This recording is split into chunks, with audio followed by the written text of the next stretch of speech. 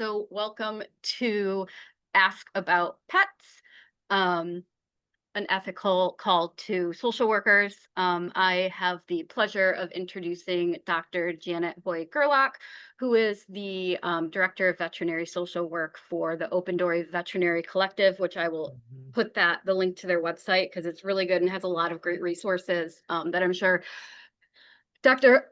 Hoy-Gerlach is going to chat about today with us, and she's also the author of Human-Animal Interaction, a Social Work Guide, which I will also drop in the chat in a second as well. And my name is Brianna Dobbs. I am one of the co-chairs, which a few other I see are co-chairs on here as well, for the NASW Michigan Human-Animal Interaction Working Group. Which I will also put that in a chat in a second. I can't talk and do that at the same time. That's Um, good. but our next meeting will be October 7th, if you're interested in that. We meet quarterly at 11 to 12, so everyone is welcome to join. Without further ado, I will hand it over to Dr. Hoy-Gerlach to Thank talk to us you. about pets. Thank you so much, Brianna, for that introduction. And thank you to the NASW Michigan chapter. And congratulations on the new human animal interaction work group. That's fantastic. I appreciate you all being here with me today. Thank you.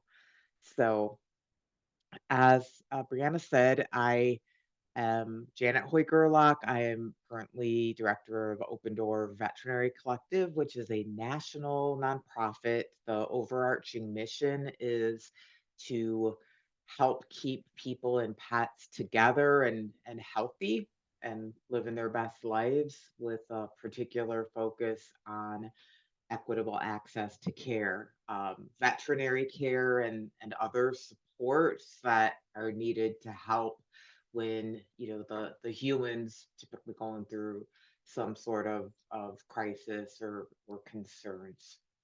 And for that, I'm a licensed clinical social worker in Ohio and now Pennsylvania. I live just south of Pittsburgh. I've worked for many years in community mental health, kind of the gamut, outreach, case management, did a lot of crisis, um, the 24/7 crisis response, risk assessments, therapy, and of course, supervision, administrative kinds of roles. I'm also a big old nerd, and so I got a PhD, and actually for 15 years taught in a social work program, probably close to some of you, University of Toledo, Northwest Ohio. Climbed Professor Mountain, got tenure, full professor, joint appointment in psychiatry. Um, a lot of my work has been around benefits of relationships with animals and animal companionship for humans. And so I've been doing some side work, volunteering, and long story less long. I When I was offered opportunity to work with Open Door, I was already a big fangirl of their work, so jumped for it, and here I am. Let's move right into it, and that would be okay. Are we all seeing the slideshow? Excellent. So we've kind of moved into me. This is the Social Work Pet Help Hub. This is on Open Doors site. I was outvoted. I wanted just a cute animal picture, but they've got this lovely one of me up there. So there I am again. And this at the bottom is what I want to point out, and I'll highlight more of this later. But resources. This takes you to Pet Help Finder, which is our database that is searchable by zip code. It's a 211 partner. Back some more knowledge, blog, reading, and then emotional support animals. We actually have 3 free webinars that can help equip you. Coming out of those, you'll be very well set to help with verification letters for folks who are eligible.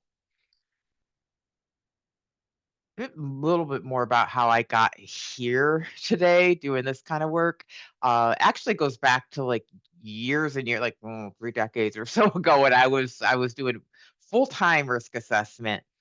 So, all day, every day, lots of lethality assessments. And one of the questions, not my question, can't take credit for it, but one of the questions that I and all of my colleagues routinely asked folks when we were doing suicide risk assessment still is, what's stopped you up until now? And that question, we got the kinds of answers that I've been taught to expect in my social work education, my continuing education, my supervision. Things like, I can't leave my kids or can't do that to my parents, my friends, other family. Not, something that's okay with my faith beliefs. I believe it's wrong. Um, However, and probably not likely to surprise many folks here today, on a regular basis, folks were telling us, I can't leave my pet. And two things about that hit me as a quote unquote animal person, like I got it. I got how that could be a powerful enough connection, attachment, relationship, whatever we want to call it, to help keep people here when they're going through, horrifically painful things. As a social worker, as a mental health provider, it hit me that nowhere in my, like I said, my education, my training, my supervision had pets ever even been mentioned, like a sentence. And yet, on a regular basis, people were saying to me, literally, the reason they were still alive talking with me was because of their pet. And that really was a light bulb for me. I still remember I asked my colleagues, I was like the newbie, I'm like, "Hey, like, are people saying this to you?" And they were like, "Oh, yeah, that's a regular thing we hear." I'm like, "There's nothing on the form, like, I write it in, but wasn't that like a protective factor we should be." They were like, "Yeah, it's not really, we're human service people, so pets not really something that we look at, but we, include it if it's raised." And I was like, huh. So fast forward many, many years, and here I am, happy to be talking with you about pets and the importance of asking about them as social workers, human service people who recognize and care, holistically about our folks and the relationships they're in. And on the actually the middle here, I was looking at uh, youth. I was teaching a course. We were looking at youth mental health supports, and some research came out that young folks were getting a lot of their information on mental health from TikTok, better and worse, for better for worse. Great info, not so good, and downright like, oh no. And of course, the algorithm got me. So it took me to videos like this. And again, it just, the comments at the time I took the screenshot were over 1,200, and a lot of them heartbreaking. I put 988 in here multiple times, but folks, saying literally the reason they were still sticking around, like this person in the photograph, because of their animal. Um, and the last time I peeked at this was much higher. So, young adulthood here, other end of the pets, you know, spectrum in terms of human lifespan. This comes out of Australia. This was actually earlier than when I found the TikTok. This came out in March of 2020. So we know what was happening then. I think otherwise this would have made more of a news media splash. This was a really big demographic survey in Australia about older adults and a number of health things, including suicide. And they weren't looking specifically at pets, people just reported it. Unfortunately, they had some qualitative piece built into the big survey, so they were able to follow up with people and ask, and found, I guess right here in the abstract, unanticipated finding during the research was this role, people reporting that they had not acted on suicidality that they felt they otherwise would have because of their pet. So from younger folk all the way across to older adults, different country. I wanna just check in, and I don't have a formal poll, but if you feel, could think to yourself or just plop in the chat, if you've worked with somebody who's brought to you, shared with you a concern about their pet. I'm curious to see if that's something that folks have had. I see lots. Okay. All right. So, okay. Thank you. So this is not something that's outside of your practice experience. It's looking like. I see somebody noting hospital and people and that person, older adult, not being social support, concern over who will care for them. Excellent. So you all have a practice foundation for what we're going to be looking at. Now, the code of ethics is, I think of it as like our North Star, and that really is a big piece of this as I've continued to move forward and talk with folks. Um, so the foundation, as with, kind of across the board with our practice, our code of ethics. Um, Coming out of this, my hope is that you'll be able to, if you don't already recognize, the multiple kinds of risks when we're not aware of the pets, the companion animals our clients have, and the concerns they may have, the benefits that are associated with folks having animals who they're living with. The three key questions, and this is from, I've talked to organizations already doing this, you know, ask, where do you ask this? What do you ask? What do you think works best? And kind of distilled three questions that emerged as things that people found helpful, the places that they typically are, and this, of course, is adjustable to your practice setting, your practice needs, what's going to support your clients best. But I can certainly share, the places that folks have shared with me about. And then last but not least, okay, we've asked, we're paying attention, but we're human service providers. Like now there's a bunch of pet needs. Like who are we going to call? Fortunately, there is what's called, I'm going to put it in the chat right now before I start. It's www.pethelpfinder.org. And it's not staffed with an live human the way 211 is, but it is searchable up to zip code, and we'll look more at how that works. And there is an email if you don't find what you need that connects to one of my colleagues, and we have network all over the country. We have a social work network all over the country now. Brianna's been a really important lead in that. Um, so we definitely will do our very best to help figure out resource. So a bit more, most recent demographics, 71% of households in the US in the biggest demographic survey done for 24-25, American Pet Manufacturers Association reported they have at least one pet, and over 90% reported they consider their pet to be a family member. So this is the majority of households that we would be working with. And that's not even counting folks with housing instability or who may not be comfortable, responding to a demographic survey, who also may have animals. A couple other things that we'll look more into research showing that living with pets has benefits just by their companionship, the routine of caring for them that help enhance human health and well-being.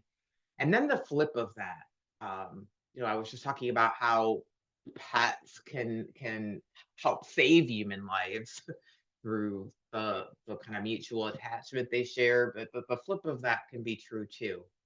There can be risks, and in particular, those can be problematic when the person's already experiencing struggle in a life area and their concerns about their pets are not proactively identified or attended to. What is asking about pets not? As we just looked at, we're looking at 71% minimum, so it's not a niche area. It's not a small group of households. This and it's trending up. So increasingly, we can expect more folks to have relationships that they consider important with animals. Nor is it animal assisted therapy.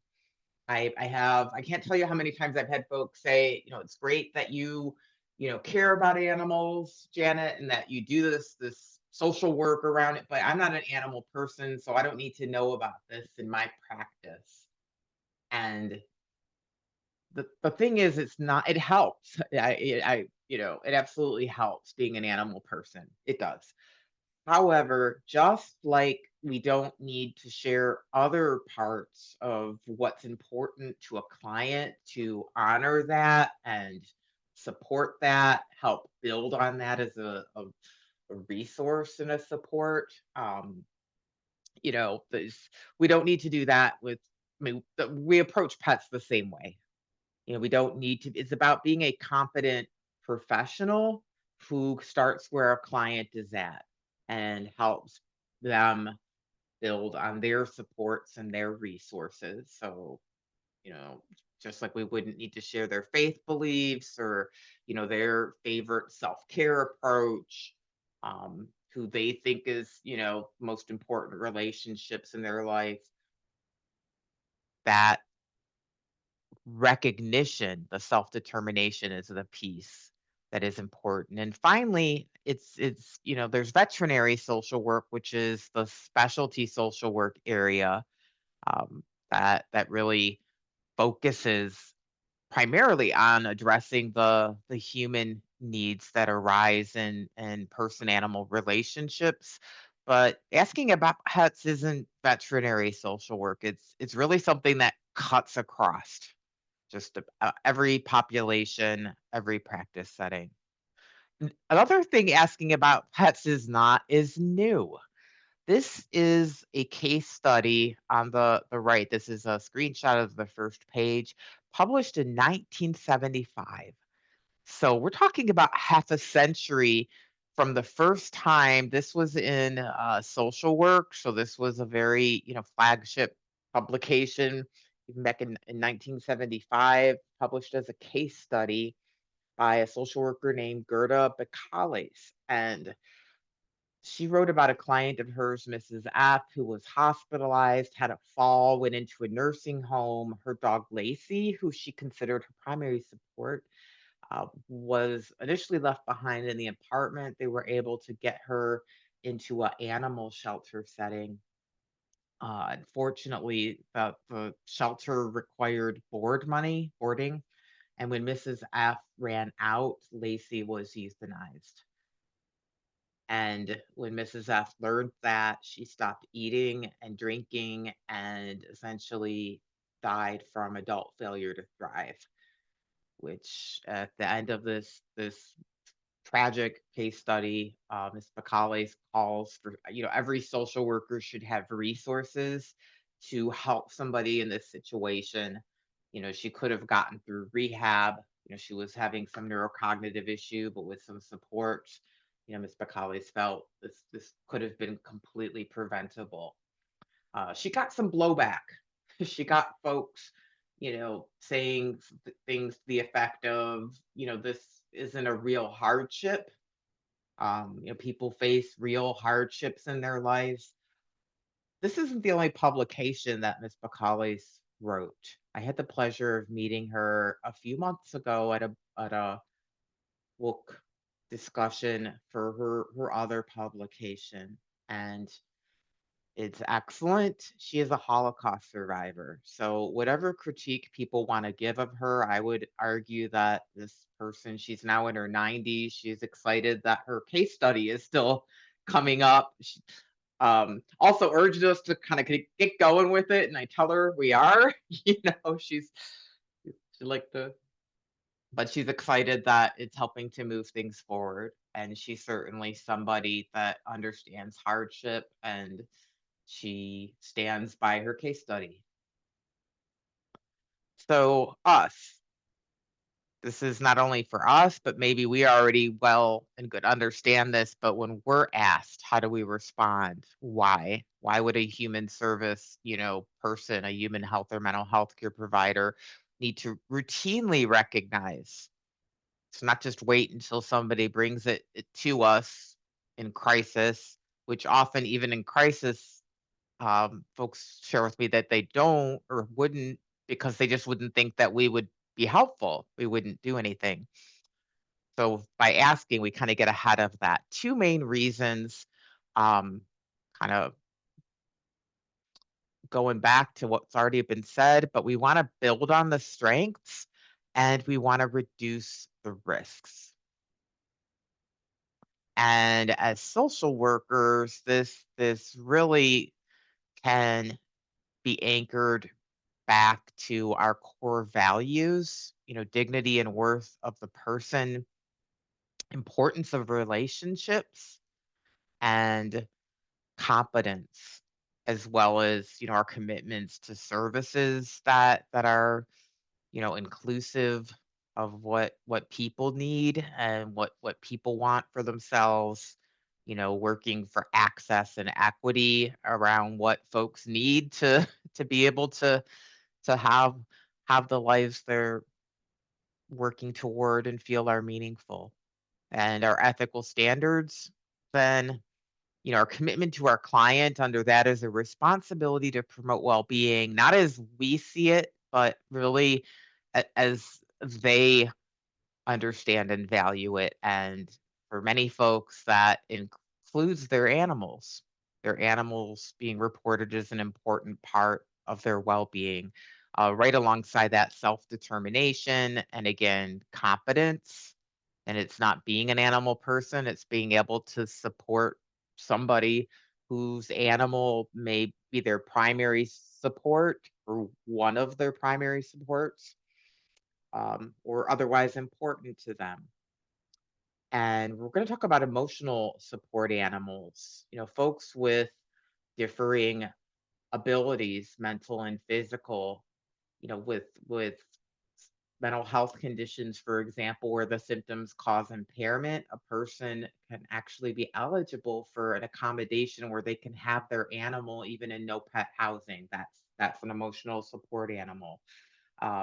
People aren't always aware of those rights under the Fair Housing Act. Sometimes are illegally blocked, in essence, discriminated against, and then finally trying to do what you all are already doing. You've organized a chapter, education, raising awareness, so that not just social workers, but across the board, we're more aware and inclusive. Um, Simply put, reduces risks and barriers. So I already saw somebody in the chat saying their client had refused hospitalization. I'm wondering if any other folks have had that experience. What's pictured below here is people evacuating. And prior to Hurricane Katrina, people were routinely put in a situation of having to pick between evacuating to safety and their pets. Um, Katrina, numerous folks stayed behind with their pets, and another tragedy, many folks died with their pets and were found with them.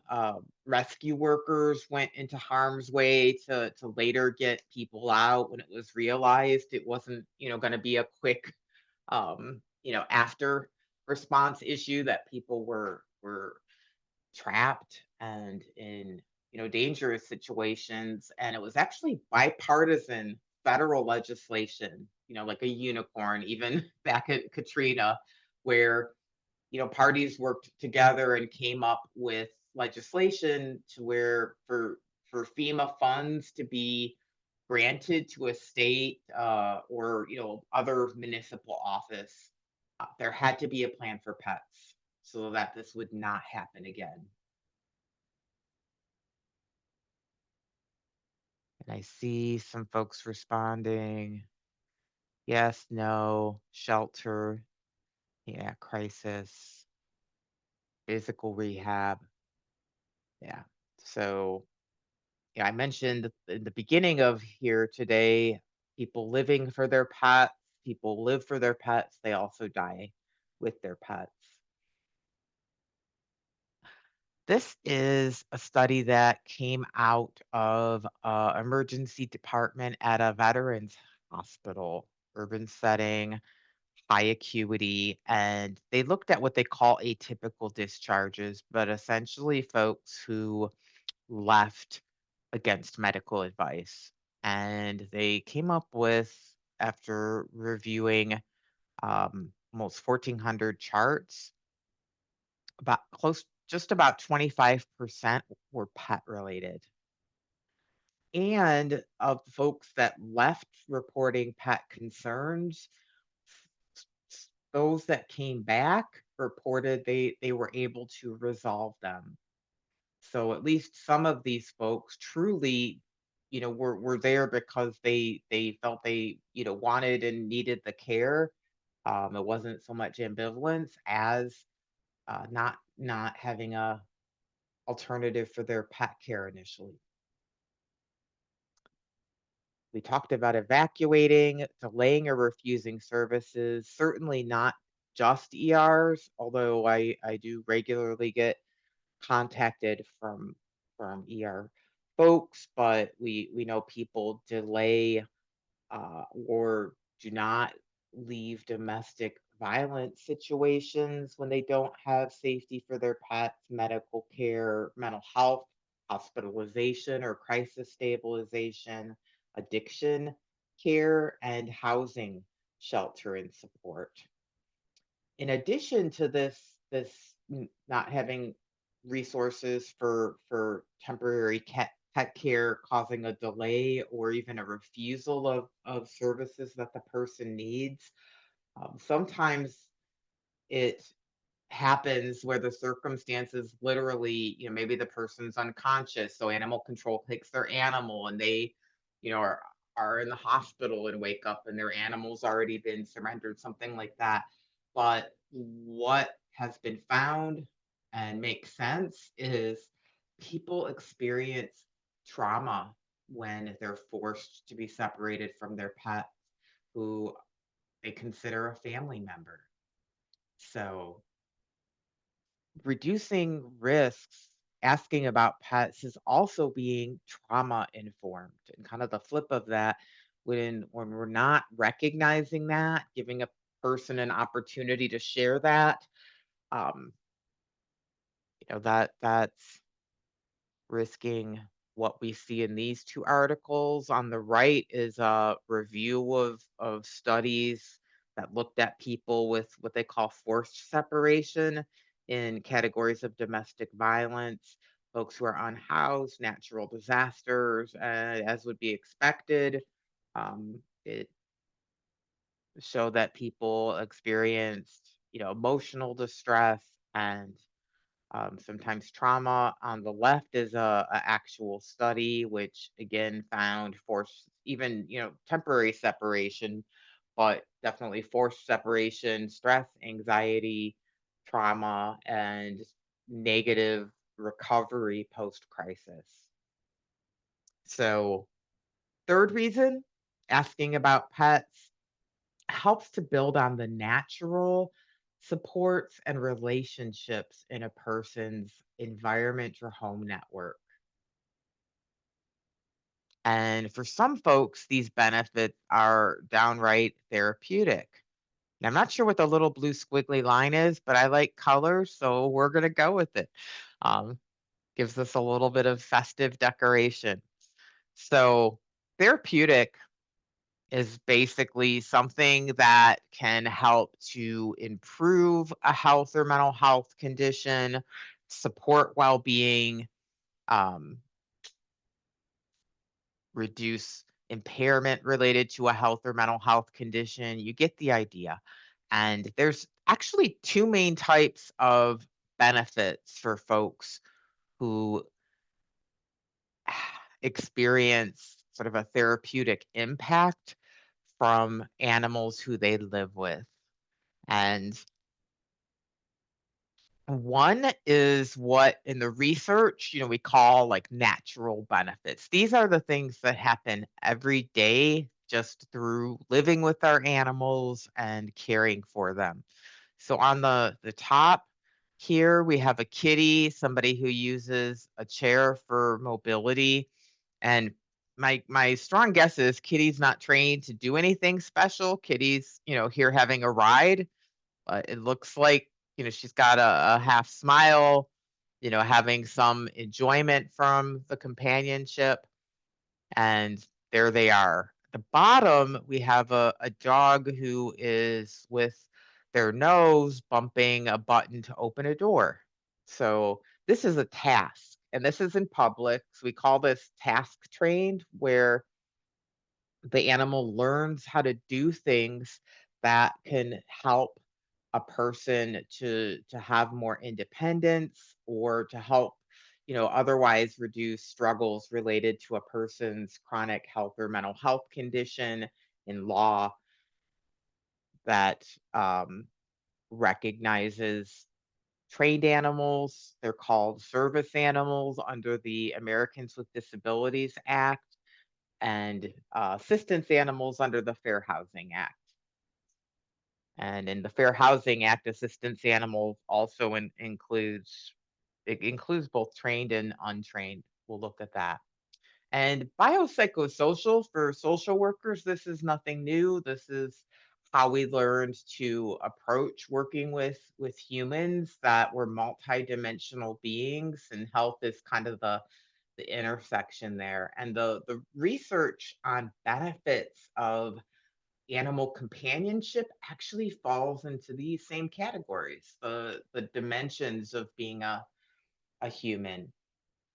So biological, psychological, and emotional, they're similar, but there's enough difference that they're often separated. And then social has a couple of subcategories. So for physical, there's of course the activity related. We think of a person walking their dog, running, actively playing with. However, other activities, and this can be with cats or smaller animals, grooming, playing, fine motor skills, all can be enhanced. The more recent kind of benefit is related to our contact with animals. So, of course, this occurs with animals who we live with in our household. This is also, what part of what therapy animals bring. They come to schools and nursing homes, hospital units, after shootings, after natural disasters, all sorts of places. And a big part of what they bring is comfort through what is now being better understood as, physically in part occurring from oxytocin release. This is a scientific statement that the American Heart Association issued in 2013 after reviewing a bunch of research, and they tentatively concluded, um, you can see the starting with hypertension, but having a pet, was associated um, to help a number of cardiovascular indicators, low blood pressure, being one, cardiovascular incidents, other cardiovascular risk factors, a couple of longitudinal. So this was like a 12-year with 3 million folks, narrowed down to 34,000 in a twin register where they could look at folks with or without animals. And they found, in particular, with this sample, dogs being associated with lower cardiovascular incidence, lower risk of death in single person household, in particular, inversely associated. So they concluded lower cardiovascular risk, lower mortality in the general population, but in particular, cardiovascular with single person households. Another big one, this was in the US, sample of 10,000, following them over a period of years, found again a correlation, so a relationship. And then additional research came out in 2023, the American Heart Association. And again, this is the public facing group for cardiology. And it was actually founded to improve research, supported and evidence-based cardiology services for people with heart issues. So this organization and cardiology as a board certified group of medicine, both are pretty high standard organizations around the evidence they require. And in 2023, they launched Healthy Bond for Life as a national public health campaign to build awareness, not just of the activity benefits, but the contact benefits. That oxytocin, that is a bonding hormone that gets released in our body if we're interacting with an animal who we'd like. We have an ongoing bond with, or a new animal that we're generally, we have an affinity for, we're receptive. So again, this isn't, for everybody. Somebody with, fears toward a certain species or multiple species, allergies, cultural differences around which animals should be pets. All of those are factors. Yet, conclusive enough research that it was felt this would be a worthwhile campaign for cardiovascular health. And in particular, one of the mechanisms is how pets can help to buffer our stress response because, we have the fight, flight, freeze, fawn, that kind of physiological stress response that involves a lot of cardiovascular related activity. Oxytocin helps to offset. In research, it's called the stress mediation effect. So in 2012, there was an article that came out basically identifying oxytocin as a big part of this. And oxytocin, that was originally discovered in human breastfeeding studies. And it was then expanded to, human infant caregiving and that whole kangaroo care where, put the infant on the bare chest, let that happen. Oxytocin is released in the infant, the adult. Oxytocin gives kind of a warm, fuzzy, feel good kind of feeling. And it also slows the heart rate, the blood pressure, the respiration rate of both the person, the baby, and um, it reduces cortisol and alpha amylase, adrenaline, stress hormones that are released in our body. So oxytocin research expanded, and we found that it is released between bonded adults, not just in like romantic relationships of sorts, but friendships, relatives, expanded further and found to happen between humans and other species who they were bonded with. And finally, not just touch, but even gazing, like looking at an animal that you had care for or a picture. So this oxytocin piece is thought to explain a fair amount, and it hits numerous systems. We won't go through each of these, but just We see the pair bonding, it reinforces, it helps with cognition, our neuroendocrine, specifically our stress response, the whole polyvagal system, our auto regulation, and of course, that feel good, warm, fuzzy feeling helps support positive mood, positive emotion experience. And cognitively, this is more neuroendocrine actually, but these are a couple more cortisol reducing during everyday interactions between kids and dogs, and strongest reducing in cortisol, which is a major stress hormone, was with folks who had the highest attachment or bonds to their animals.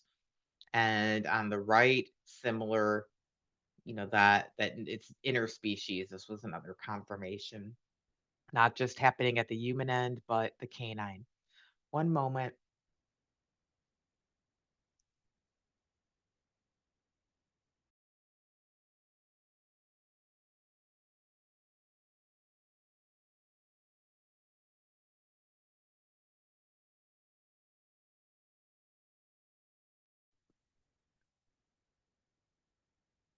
Okay, I'm back. I wanted to spare you from me coughing in your ear and turning beet red. So we shall continue.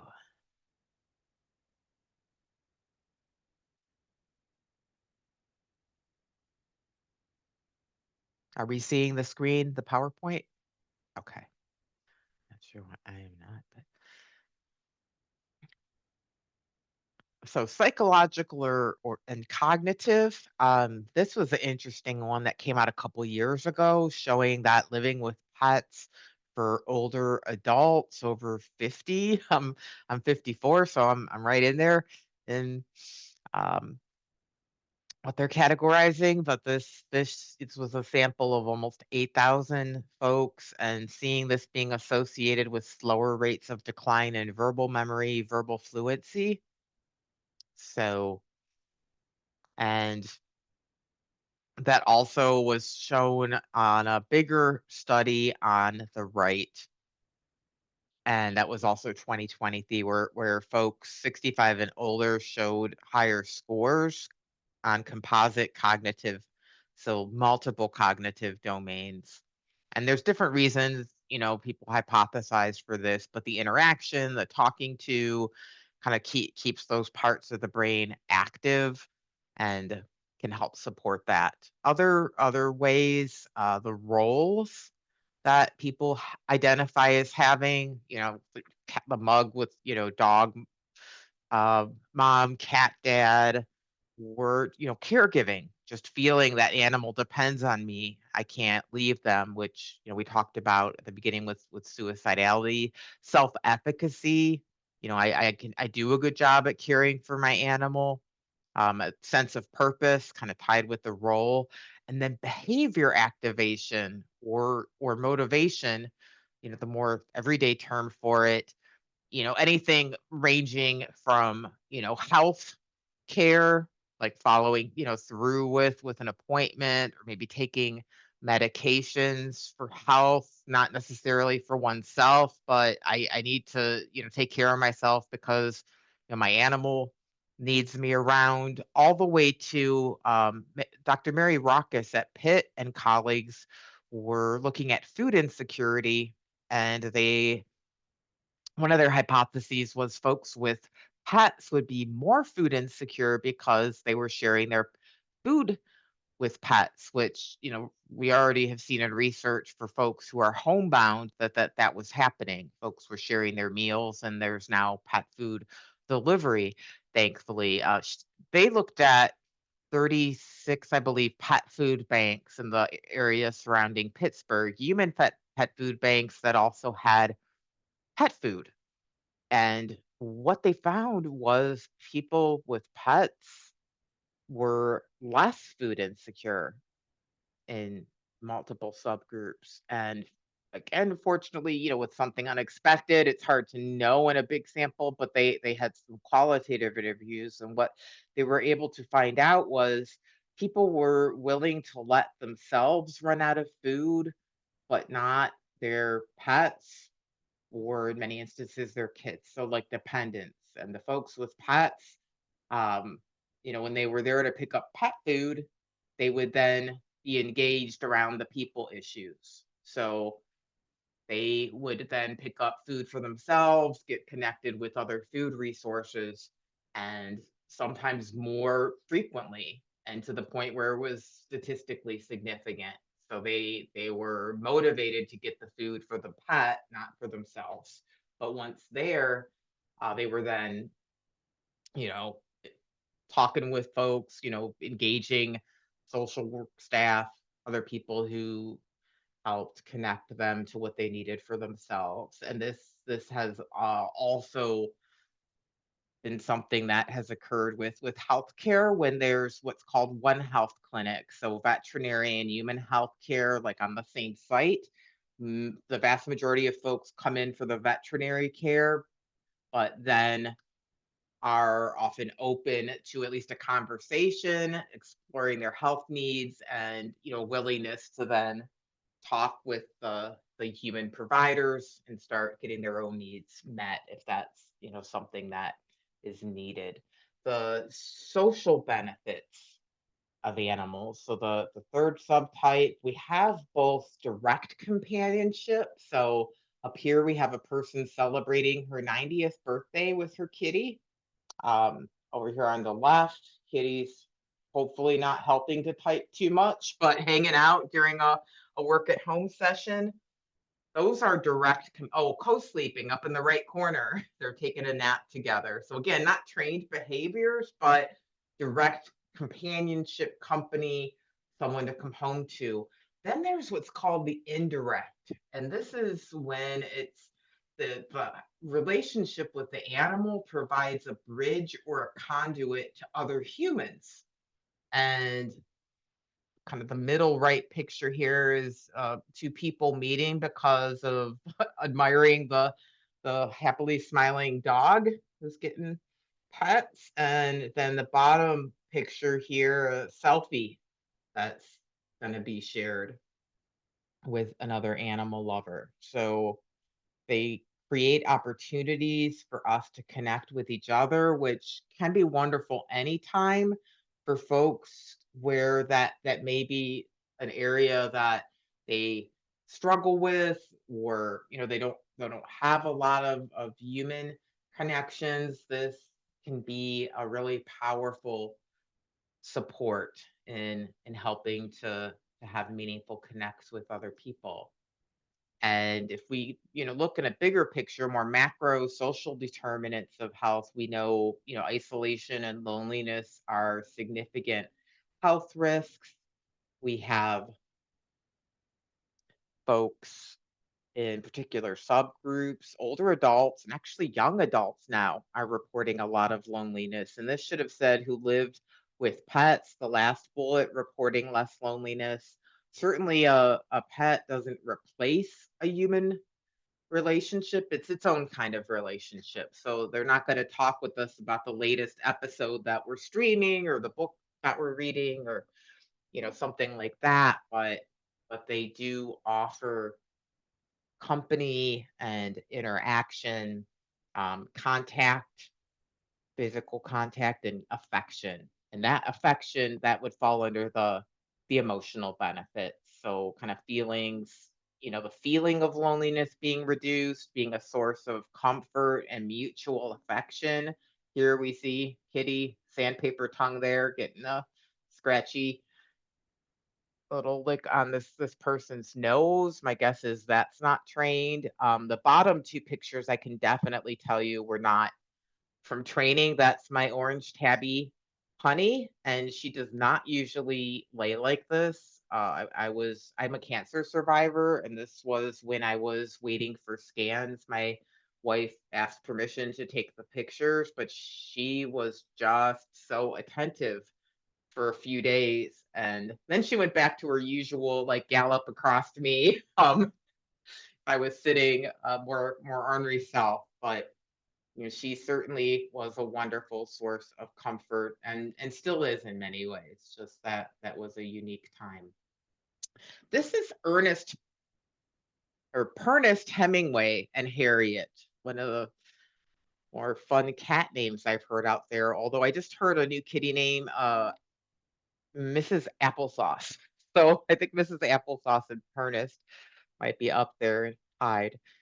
So why am I showing you these pictures here? This was part of a news article written by Harriet, and this is what she wrote. I pulled out some excerpts, and not going to read it to you, but just to pull out. She's curled on a ball in her bed, staring into space, trying to fend off a mental health episode, productive, distract herself. The depressed exhaustion has descended. Limbs are heavy. She kind of described, like in mental health, we'd call it like a leaden paralysis. I feel like I can't move. And then one of her cats, this is the Ernest Hemingway kitty, comes and sits on her. Not a trained behavior. This is Ernest being a kitty. He reaches out with one paw, so he's touching me again, not something he's trained to do. He's doing kitty things. He almost always does this when I'm feeling vulnerable, upset. He's big, heavy. Weight of him makes me feel grounded. So his purring is comforting. I no longer feel so alone, tangled in my own sadness. So the benefits we were just looking at, we see a number of those right there in this kind of blue chunk. But then he goes off to do more kitty things. When he goes up to investigate a sound in another room, I find that I'm able to get up too. This is an example of an animal, a cat, essentially no different than a pet, who is providing the benefits we've just looked at, to those happen in the general population. But for Harriet, these benefits literally kind of offset what she was struggling with her mental health symptoms and related impairment. By impairment, I mean she was struggling to get out of bed, struggling to be what she called productive. This actually made the difference between her still laying there and then the last sentence, I find that I'm able to get up too. This is an emotional support animal. And maybe in the United Kingdom, this is actually where this came out of. They're not recognized as such.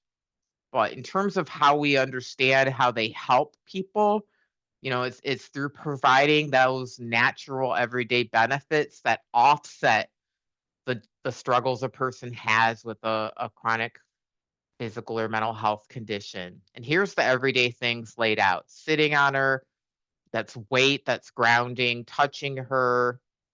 Purring feels comforting. That's also vibration, sound, more grounding, probably his fur, his warmth. And then the feelings, no longer so alone or tangled in sadness. So, what is an emotional support animal in the United States? Because we just looked at basically how it works, and the example was in the UK. But in the United States, we have legal recognition of their companionship when that companionship does what it was doing for Harriet. So these are pets or companion animals who help reduce impairment or symptoms of a person's health or mental health condition through the everyday benefits. So their presence, companionship, um, person must meet the definition, their condition must meet the definition of disability under the Fair Housing Act. This is a broad definition. There is often like confusion and conflation. People think workers' comp, people think, SSDI, SSI, Social Security. And certainly those are definitions of disability. However, those are definitions of disability used for income support programs where people are not able to work or not able to work extensively or enough to where they can support their basic needs with income many times. And certainly I don't think, I think we would all agree, and many of us in this group living with disabilities, people with disabilities can work full time, more than full time, have incredible careers. That is not even a questions. So the Fair Housing Act definition of disability then, a physical or mental impairment that limits one or more life activities. We don't see anything in here about can they work or not. We don't see anything in here about how severe is it. And that is important. The purpose of the Fair Housing Act is not to limit people's access to housing. This is actually anti-discrimination law that came out around the civil rights movement. So it has a very different definition of disability, broad as opposed to the very narrow for income support. And for trainings, I saw Brianna just dropped in. There's 3 trainings. The first is Emotional Support Animal 101. So if you'd like some more information, that is definitely one that can kind of give you the gamut and help you to feel comfortable when somebody asks you to consider, whether they're eligible, and if so, verify that, write a letter. The second one looks more at the science. We've looked at a fair amount already, but how that helps folks. And then the third one I do with a disability and animal accommodation law expert, Abby Volin, and we really looked at this through a disability rights lens. So the disability rights piece, I also do expert witness work for the U.S. Department of Rights Civil Right, U.S. Department of Justice Civil Rights Division. Say that 3 times fast. And first time I got the call, I've actually done several cases for them and some for states as well. The Department of Justice, of course, is federal. But the first time I got the Department of Justice call, um, oh, that was a little. I was like, oh my goodness, I'm a boring person. I think I have some parking tickets. Like, why is the Department of Justice investigating me? But they weren't. Well, they were investigating me, but what they were looking for, what they shared was that they have a significant number of cases where people are clearly eligible for ESA and are denied accommodation. And it's really the word phrase emotional support animals. There's been uh, press coverage of some high profile, the emotional support. I don't know what rhinoceros or something. I mean, like where it's cases where it's questionable. There's also been an arising of these online for-profit sale of ESA letters where it's like a 5-minute, you fill out the form and you're guaranteed to not have to pay pet rent, and you're guaranteed to be able to take your pet so first of all, false information, because the right to have a ESA as an accommodation is limited to housing, and it's under the Fair Housing Act. So this is very different than somebody who has a task trained animal who isn't also able to be in fair housing, eligibility. However, the animals who are task trained, the original there was our what we're called seeing eye dogs. They also typically get training to be able to weather, the stress of being in public and be able to, go with people a wide range of places. And the person with the task trained animal has rights under the Americans with Disabilities Act to public access.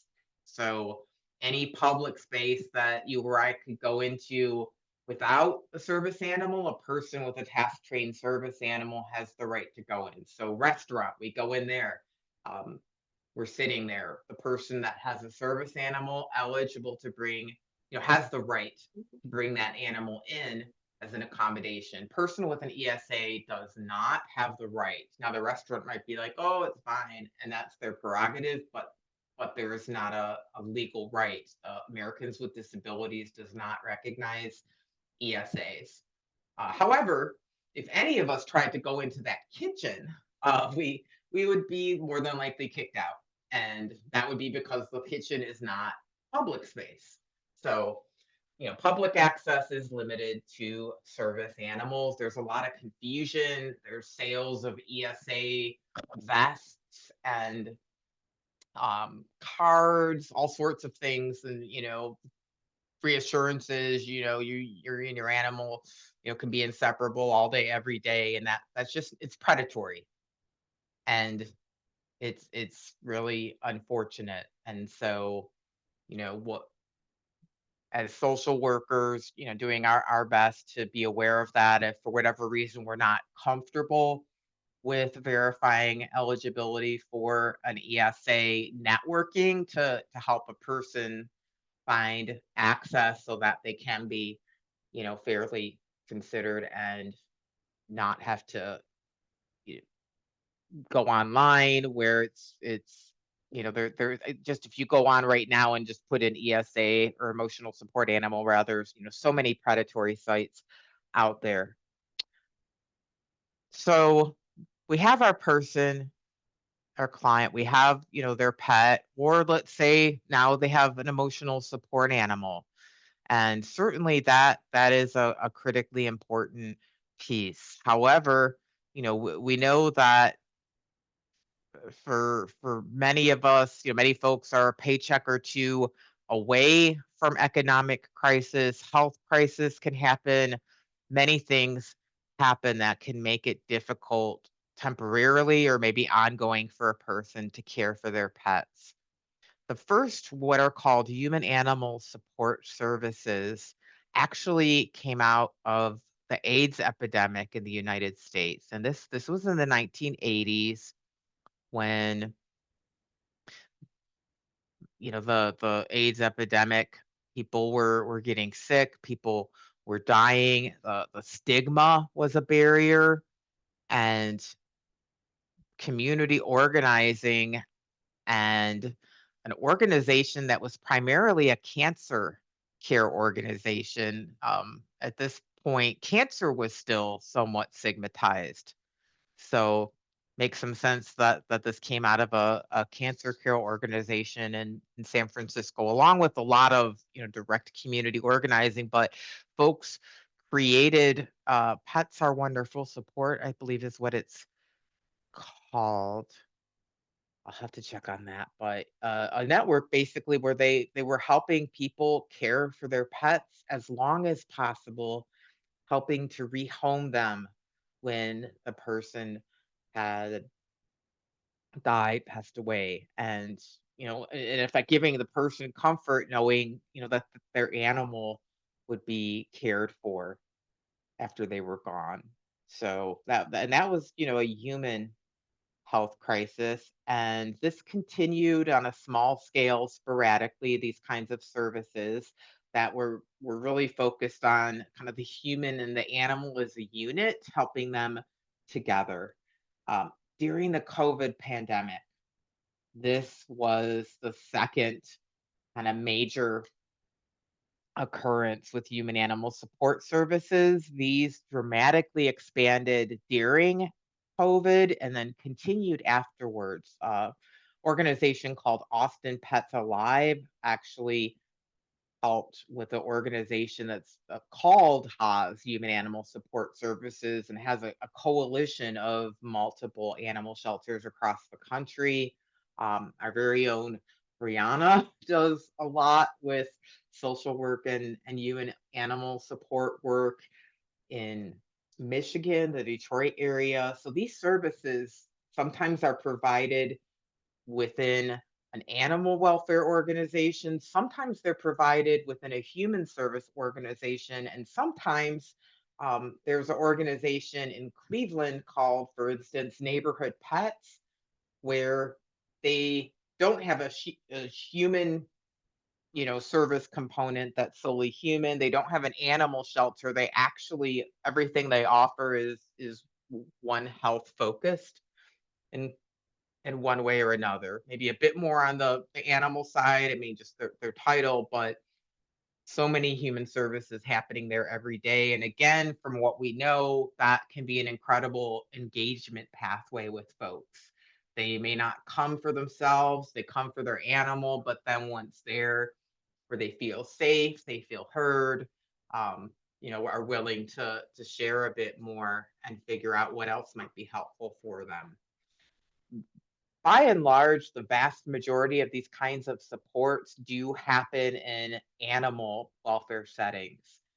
I would say with human services, we've gotten very good at recognizing like therapy animals, for instance, to where the benefits of animal companionship being taken to different vulnerable populations. Even ICUs have figured out protocols that to keep disease exposure and cleanliness, all those things, but still enable sometimes visits for folks that would benefit or who would benefit from therapy animals. But in terms of keeping pets with their people in homes, keeping those benefits with people 24/7 around the clock and helping to manage the stressors, every relationship, I don't want to be sitting here saying, pets are a panacea. We all, anyone who's had an animal who they've cared for, they have health issues, sometimes behavior issues, the cost, it can be very, stressful, or um, you know, housing access, all sorts of different things. And definitely we as human service organizations are much it's unusual. Whereas I think in animal welfare, it's mainstreamed and it's at least, on the radar of many that we need to be supporting both sides of the leash, I think is the phrase I hear a lot. So for human services, for us, again, it's kind of across practice areas. These are by no means exhaustive lists for each, but just some of the needs that tend to arise in these particular settings from the conversations I've had. And typically, unless we've, kind of asked about pets ahead of time and identified, the pet and some other basics information. This tends to pop up in crisis situations, and in those we may not immediately know where to turn for help for the pet issue. And to start again is to get ahead of it whenever we can. I mean, of course, to be responsive if it emerges. You know, that goes without saying, but it can be incredibly helpful. These are the three questions from asking over and over again across settings, looking at forms people shared with me, questions that were identified as helpful. And first, of course, do you have pets? If so, who? Secondly, is your pet helpful to you? If yes, how? And then third, any stressors? And of course, what are they and who can be helpful? So getting a idea of that before anything around the stressors worsens. The other piece that was emphasized to me over and over and over again was don't put it on the backs of the workers, the staff, the clinicians, providers to have to remember. Some will, some are animal people, some want to be inclusive and holistic, but they're trying to remember a whole bunch of things. We have long forms. If we add it in, it's there, and it's not on any one person to have to remember it. So, whenever possible, trying to get a at least a question. And that's another piece that I'm asked and that I've asked a lot of, organizations, providers that ask the multiple questions. Like if you had to pick one, which would you pick? And folks gravitate to three. And that's because that's the piece, where there might be immediate need that they can respond to. And it also tends to elicit some of the other, like, "Oh, I don't have a pet." "Okay." Or, "Yes, I do have a pet, but everything's fine right now." But you can get the helpful person, if something did, happen, like, who would be helpful. So folks tended to, if you can only get one in there, folks like some variation of three. And here's just some examples of places that the questions have lived. Current living arrangements, who do you live with? Was one that folks reported as helpful. Another, social supports. From who do you get support? And asking a bit more about pets. Comprehensive assessment. This was out of Massachusetts, shared with me, where they included pets, but then basically said it depends on what kind of services. So leaving it up, to the organization. And family members was another spot that multiple providers pointed to as being a place where it was helpful. And this, makes a jump that the person not only, for people that have a pet, that they're part of that 90% who considers family members to include pets. So there is a subgroup in there of 10%. So, we might want to start by, do you consider your pet a family member if you have one? And move it accordingly. So lots of information about asking. So what do we do? We've asked, and now there's need or issue identified. I'm happy to share with you Pet Help Finder. I already dropped it in the chat. So what is Pet Help Finder? Well, it's a database that is national. We run it through Open Door. We have partner organizations throughout the country who list. There's no cost to list. There's no cost, of course, to search. And it's updated continually. Every listing is vetted. By that, I mean, one of our staff reaches out, kind of verifies, the services, the criteria, and we work to keep that updated. So you can search by zip code, city, the three main kinds of supports, veterinary services that are affordable. So that certainly includes, free or greatly discounted. Also in there are veterinary practices that may not be deeply discounted, but offer accessible payment plans. And by that, I mean payment plans. There's Care Credit, which is a wonderful resource for veterinary care that goes, beyond what we have. And that happens. Vet care is expensive to provide. It can be expensive to pay for. And with many other expenses, we're able to pay over time. Care Credit enables that, but it requires a hard credit check. And that may not work for folks for a range of reasons. And fortunately, there are a number of other payment plans that have high payoff rates. The clinics, the vet practices don't have to manage them. And they're accessible to folks who may not have a quote unquote good credit score for whatever reason. Anything from they had some sort of financial crisis, medical bills, um, had addiction struggles and ran their credit into the ground as part of, the addiction behaviors. To their credit was, you know, damaged beyond use while they were still a child because their caregiver used it to get basic needs met. I worked with folks with that experience. So there's a range, but what's important is that everything listed is affordable and that there's not a hard credit check requirement because we found that that's been, in terms of financial equity, one of the big barriers. Of course, the cost, but then also people saying, yes, I can afford this, but not all at once. And I want to have a chance.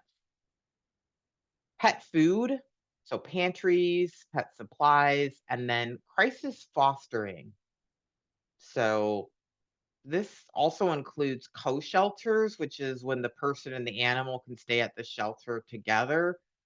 However, that may or may not, initially be options. Crisis fostering is when another organization takes in the pet at their facility or foster home temporarily while the human gets, the shelter, healthcare, addiction, treatment, whatever it is that they need. And then but of course, the goal is reunification.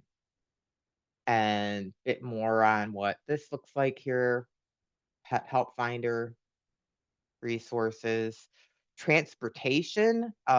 Uber for Business actually has a whole pet transport component now. They work with nonprofits that serve animals, people with animals that may have transportation barriers, and there's a guide at the bottom.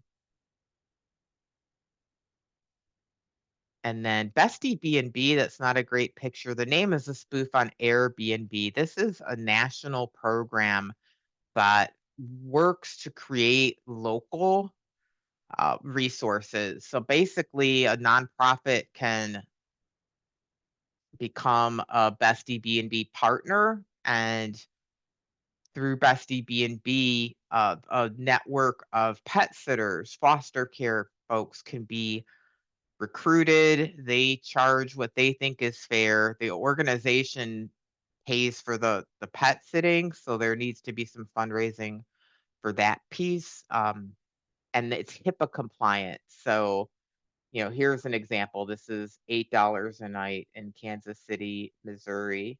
Another person for 13. You see them just like you would be doing, vacation rental by owner, Airbnb. But the difference is on the left is, the client screen. How is Lucky doing today? And then the caregiver, we don't know, there's no name and no name for the client, no location. So if it's a domestic violence situation, that helps to keep the foster home, the pet sitter safe, but you can get real-time updates, which can make such a difference for somebody who, is in a hospital or rehab or any place where, that some additional motivation, comfort, emotional boost, seeing their animal. And, on the right, um, actually is an administrative view, but the pet sitters, they actually go through a background check, a bunch of screening. It's all very regimented. So all of that is very nice. And I see in the chat, yeah, Tina, I will get this as a PDF and to Brianna, and all of this will be available to you. Absolutely. And then finally, this is, back to our our social work basics here. We're all experts at this, but connecting and networking. So, we're very good at digging in and figuring out what works. So maybe there's nothing on Pet Help Finder yet. You've emailed and reached out to us. So we're networking. But social media, there's social work groups. There may be folks on there who are aware, reaching out directly to animal welfare folks and just introducing yourself and beginning to, asking what kinds of, if they have services, and let them know what your organization services are, and start to build that relationship, and recognizing the shared goals. Ultimately, we're all trying to support well-being, and for animal health and welfare organizations, you know, keeping the person and the animal together is surrender prevention, or I've heard called adoption retention, especially when it's a newer adoption. And of course, avoiding that forced surrender, which is traumatic for both typically the human and the animal. If the animal already has a human who's committed to them, doing their best to care for them, it's much better typically to help keep that relationship together. And Brianna could speak more to this, but I hear a lot about the animal shelter work being outside the shelter walls, being in the community, helping support community members and keeping their animals with them and diversion from surrender. So the ways that we help build resources and relationships in other areas of need work beautifully here. And again, the Social Work Pet Hub for some additional background. I do like this blue squiggly. I mentioned One Health. I just want to briefly hit on that a bit more. This actually is a term that has been around quite a while, and it typically refers to what is called zoonotic disease. There's been a lot of work done on that, and that's like COVID. COVID was transmitted from non-human animal to human, rabies, things that can go back and forth between other species and us. There's been a lot of One Health work on that. However, increasingly, One Health is being used to define not just absence of disease, but thriving, well-being, and supporting the connections between it's often it's well actually typically looked at threefold: people, animals, and the environments and communities they're in. And so the idea is by building on the connections in between those, we get better outcomes. We maximize the outcomes across these areas. And sometimes I think about it, this is very mundane, but like lifting a couch, if I'm just trying to lift one side by myself, which I have, it doesn't go well. It's not pretty. Um, if somebody else is helping to lift the other side, so much better. Ultimately, helping folks helps their animals, helping animals helps their humans, and then of course the healthy environments and communities that are being lived in benefit everyone. And I won't tie each of these back because I am aware we're kind of getting into time and I wanted to leave some time for question and answer. But as we've talked through this, you can hopefully see how, we're by asking about pets, we're supporting the dignity of the worth of the person, recognizing relationships that they identify as important, having competence around that. So, having some basic understanding of what kinds of needs might arise. We've looked at food, supplies, vet care, crisis fostering, and pet help finder, networking, some strategies. So we're not struggling at 5:30 on a Friday when this has suddenly emerged. We instead have a community we can plug into. Pet help finder is essentially a community, a network. And, we have veterinary social workers who, we help each other, and our larger group of social workers, the Michigan Human Animal Interaction Group, so many ways we can work together to uphold these. And again, our standards, and back to Lacey and Mrs. F, if we think through the situation, so different this could have turned out if there had been resources to keep Lacey alive while Mrs. F recovered, and then, the possibility of reuniting them. So let's say you're not a decision maker. Many of us, aren't specifically able to make decisions about what's in our forms. We can ask, we can note on them, like I've been doing most of my life, but we can still make a difference in terms of sharing the information. And I have a Google form here. I'm going to have to send separately, but we have a sign up, and going to be sending resources, tools, and would love to hear from you all as well.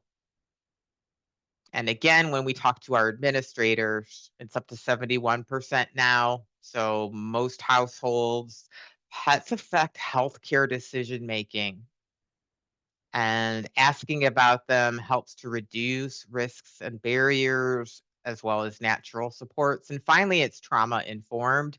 If you're in like a hospital or healthcare setting, it's patient centered, maybe something that is readily recognized. So I want to thank you all. I actually have 4 minutes to spare, and I'd love to hear any comments, questions,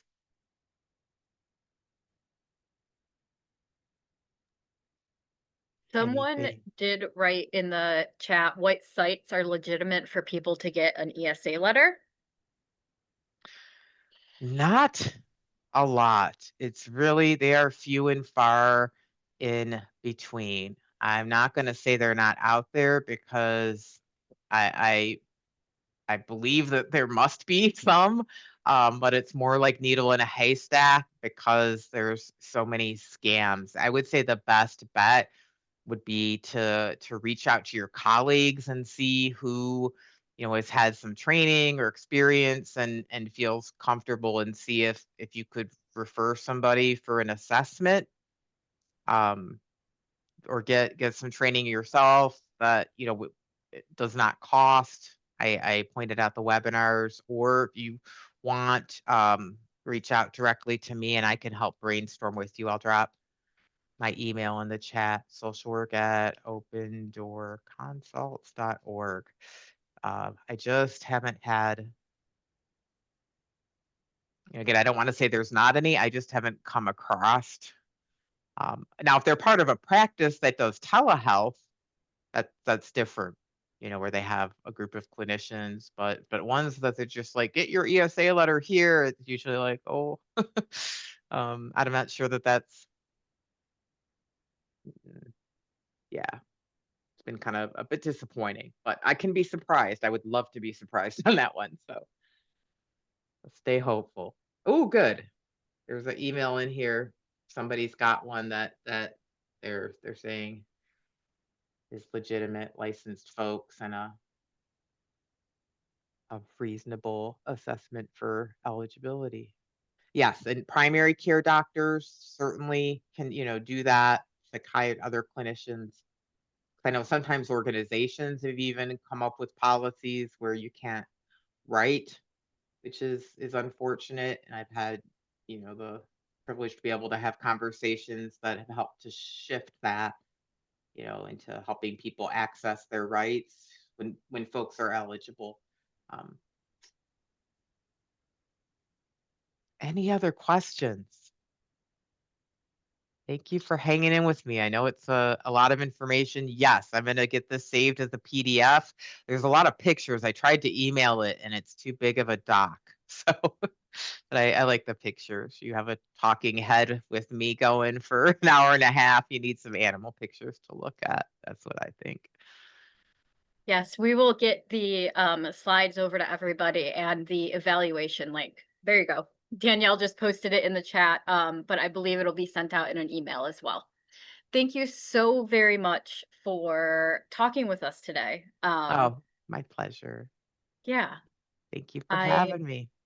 love this work and I'm so glad to see so many people are interested as well and serving people and Yes. pets. Yes. Thank you all for everything you all do for people and their pets when that need arises, and your communities. I love our profession, so happy to spend some time with a statewide group of social workers. Right. I think that concludes everything for today, everyone. The link is in the chat for the evaluation. If you want to click on that to get the CEs. Other than that, I hope everyone has a very beautiful rest of your day. Yes. Thank you all. Have a good day. Bye bye. Thank you. Thank you.